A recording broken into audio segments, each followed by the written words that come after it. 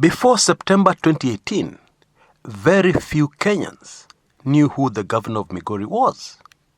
But today, everybody knows Governor Okoth Obado, because he has ended up making numerous court appearances.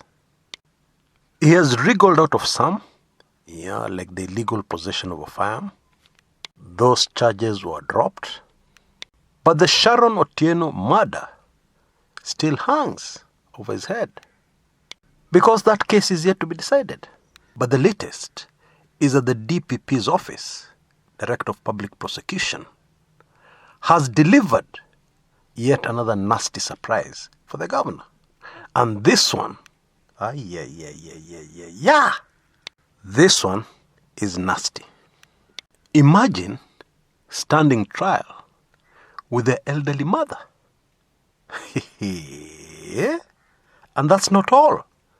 Also, with their 3 children and their 3 brothers, amongst others. The DPP's office finished a thorough forensic audit, which revealed that companies doing business with the Migori County government wired cash to the governor's 3 children studying in Australia, Scotland, and the United Kingdom. Huge sums of money, to cater for tuition, upkeep, medical expenses, etc., etc. His 3 children are Dan Okoth, Susan Okoth, and Jerry Okoth. The audit has also established that Jared Kwaga, the governor's brother, was his main proxy, his closest proxy. And he purchased a house in Leafy Loresho, recently, for 35 million.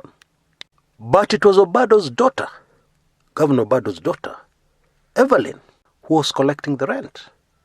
Now, the latest is that a few hours ago, the Migori governor surrendered himself to EACC detectives in Kisii.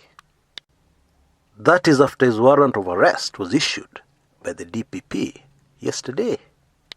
Now, there's no doubt that this is going to be a very harrowing experience for Bwana Okoth Obado, because it is one thing to face prosecution alone, and it's quite another to face it with your closest family members and relatives. And miraculously, I don't know how, the wife was not involved.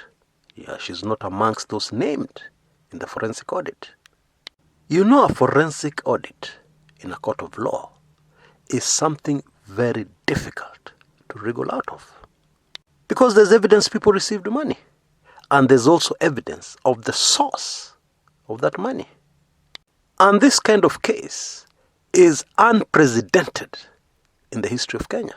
It has never happened before, where the prosecution has gone for a man and virtually his entire family.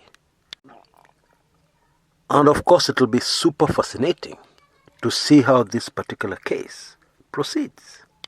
Now, the governor has still not been found guilty. A court of law has to look at the evidence and decide whether he's guilty or not. But my advice, if you want to get involved in corruption, don't rope in your mother, your children. Even if you're arrogant and reckless, spare your loved ones. Until next time, this is Chris Kumekucha.